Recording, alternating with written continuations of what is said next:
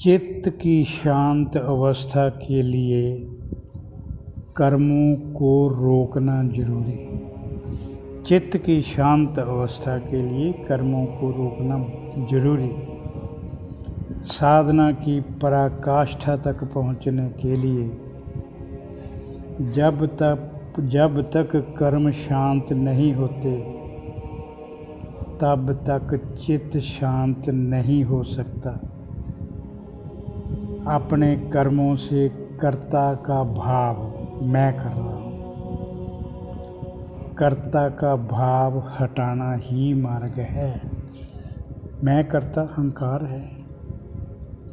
अपने कर्मों से कर्ता का मार्ग हटा लेना ही मार्ग है। अपने आप को कर्मों से अलग करके, अपने आप को कर्मों से अलग करके दृष्टा रूप होकर देखने से इन कर्मों से अलग हुआ जा सकता है। एक ही रास्ता है। अपने कर्मों से कर्ता भाव हटा लेना ही मार्ग है। अपने को कर्मों से अलग करके दृष्टा होकर, दृष्टा मतलब देखने वाला, कौन काम कर रहा है, दृष्टा रूप होकर देखने से इन कर्मों से अलग हुआ जा सकता है। ऐसा करने से मन स्थिर व शांत होगा। इसके बाद ही अपने चैतन्य रूप में स्थिर हो सकोगे। अपने मन से कर्तापन हटा लेना ही मार्ग है। ऐसा इसलिए ग्रहण त्याग, राग विराग, मित्रता शत्रुता, प्रसन्नता और शोक, इनके साथ संघर्ष से मुक्त नहीं हो सकोगे। संघर्ष करते रहोगे, मन शांत कैसे होगा। नए साधकों के लिए गुरु लोग जप तप योग ध्यान आराधना साधना कर्मकांड सब करवा कर अंतःकरण को शुद्धि करने का प्रयास करते हैं, क्योंकि अंतःकरण तो शुद्ध करना ही पड़ेगा। सो जब नए नए कोई साधक बनते हैं, गुरु लोग उनसे बहुत मेहनत कराते हैं, प्रार्थना कराते हैं, कर्मकांड करवाते हैं, जप तप करवाते हैं, भक्ति करवाते हैं, ताकि उनका अंतःकरण शुद्ध हो सके। साधकों को इन सब का ज्ञान देना भी जरूरी है। पहले वो क्या करते हैं, दिव्य दर्शन करवाते हैं। भक्ति योग में जिस भी देवी देवता की आप आराधना करते हैं, साधक को इस काबिल बना देते हैं कि उसका इष्ट उसको दर्शन दे।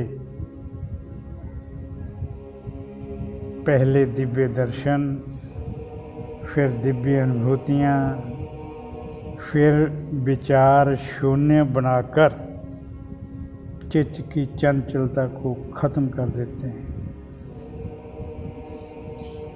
ऐसी बातें आपको मैं बता रहा हूँ, अगर प्रयास कर लो तो ये ही जन्म काफ़ी है। पहले दिव्य दर्शन, फिर दिव्य अनुभूतियाँ, फिर निर्विचार शून्य अवस्था बनाकर चित्त की चंचलता को ख़त्म करना या कर देते हैं या प्रयास करते हैं। फिर निर्विकल्प समाधि लगाकर साक्षी में स्थित करवाया जा सकता है, इससे पहले नहीं। निर्विकल्प समाधि में जो स्थित हो गया वो बहुत आगे निकल गया। फिर क्या होता है, जो निर्विकल्प समाधि में स्थित हो जाता है उसके लिए संसार खत्म, रहेगा केवल प्रभु। उसकी और भगवान के बीच संसार खत्म। ये सबसे उत्तम रास्ता है। इससे आत्मज्ञान में साधक स्थित जल्दी हो जाता है। आत्मज्ञान के बाद आत्मज्ञानी के सब प्रकार के पुण्य कर्म, पाप कर्म, शुभ अशुभ, सब प्रकार के कर्म, अच्छे व बुरे, उसको कुछ लेना देना ही नहीं होता। ब्रह्म ज्ञानी संत को, आत्मज्ञानी संत को पाप पुण्य कर्मों से, शुभ अशुभ कर्मों से कुछ लेना देना नहीं होता। वह कर्मों का न करता न भोगता रहता है। आत्मज्ञान के बाद साधक न करता रहता है, कर्मों को करने वाला नहीं रहता तो करता कैसे रहेगा। ना भोगता रहता है, भोग करेगा वो क्या, सब करेगा या भगवान ही सब करता है, उसकी मैं ही खत्म हो जाती है। सो वो भोगता भी नहीं रहता, कर्म करता भी नहीं रहता। आत्मज्ञान अपने आप में, आत्मज्ञान अपने आप में सबसे ऊंची स्टेज है। इसके बाद सब प्रकार का ज्ञान, सब प्रकार की भ्रांतियाँ, सब प्रकार की बहन अपने आप खत्म हो जाती है। कोई प्रयास फिर नहीं करना पड़ता है, वो परम विश्राम में स्थित हो जाते हैं। करना क्या उन्होंने? निर्विकल्प समाधि मीन्स परम विश्राम में स्थिति। जन्म से लेकर मृत्यु तक कर्म रोक पाना असंभव। देखो, पहले मैंने कहा कर्मों को रोक दो, अब मैं कह रहा हूँ ये असंभव है। देखो, स्वभावक कर्म, अनिवार्य कर्म, शरीर के मानस, सुकर्म, निष्काम कर्म व अकर्मी कर्मों के पीछे भी सूक्ष्म रूप में वासना की पूर्ति की कामना, फलाकांक्षा की कामना, कर्तापन की भावना की कामना, यही साधना में मुख्य रुकावट बनती हैं। अगर ये चीज़ें रहेंगी, कई कर्म तो स्वभाविक कर्म हैं, आपने खाना खाना है, लैट्रिन जाना है, नहाना धोना है, ये अनिवार्य कर्म हैं। इनसे मुक्ति कैसे पाओगे? मुक्ति पानी है कर्तापन की भावना से, मैं कर रहा हूँ, फलाकांक्षा की भावना से, इसके पीछे कोई फल की इच्छा ना हो। हमारा परम लक्ष्य तो है शून्य अवस्था में पहुंचकर साक्षी में स्थित होना। मैं साक्षी, ये भाव भी खत्म करना जरूरी।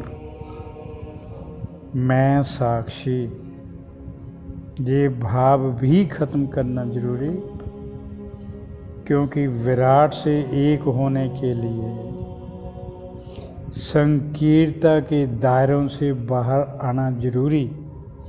मैं भाव संकीर्णता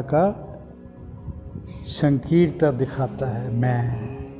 मैं साक्षी, जब तक मैं बनी रहेगी विराट से मिलन नहीं होगा, विराट से एकता नहीं होगी। संकीर्णता के दायरे से बाहर आना ही होगा।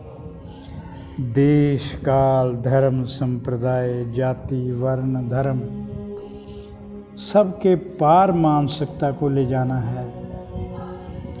कर्म रोक देने से बात, केवल कर्म रोक देने से बात नहीं बनती। क्यों? हमारा अंतिम लक्ष्य आत्मा से एक होने का है। परम विश्राम में स्थित हुए बगैर ये पॉसिबल नहीं है। भजन, कीर्तन, ध्यान, धारणा, समाधि से आत्मा के दर्शन नहीं हो सकते। सेवा व सुमरन से आत्मा के दर्शन नहीं हो सकते। आत्मा तो सबको देखने वाली है।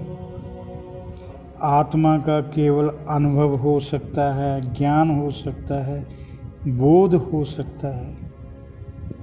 आत्मा दृष्टा या दर्शन का विषय नहीं। आत्मा तो सबको देखने वाली है। जिसके द्वारा हम देखते हैं, उन इंद्रियों को ताकत कौन देता है? जो ताकत देने वाला है, इंद्रियां उसको कैसे देखेंगी? शरीर, मन, बुद्धि उसकी ताकत से कार्य करते हैं। शरीर व मन द्वारा किए कर्मों का आत्मा से कोई लेना देना नहीं है। आत्मा ईश्वर, अल्लाह, गॉड, वाहिगुरु निराकार है। इसका क्या चिंतन करोगे? निराकार का क्या चिंतन करोगे? निराकार का क्या ध्यान करोगे? चिंतन करने के लिए भी चिंता रहती है। मैंने सुबह 4 बजे उठना था, नहीं उठ सका, ये चिंता।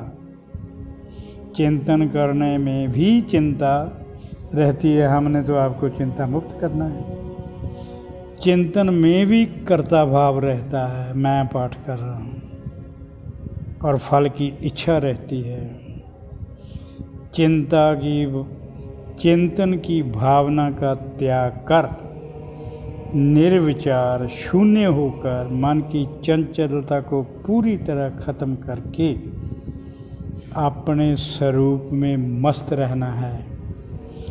यही रास्ता है जो सबको चला रहा है, सबका पालन पोषण कर रहा है।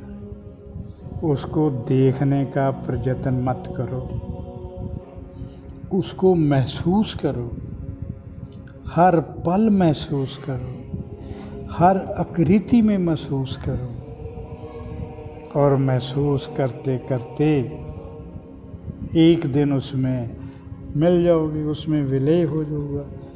और होगा तब जब आप विश्राम की स्थिति में होंगे, जब आप शून्य अवस्था की स्थिति में होंगे। इससे पहले ये पॉसिबल नहीं है।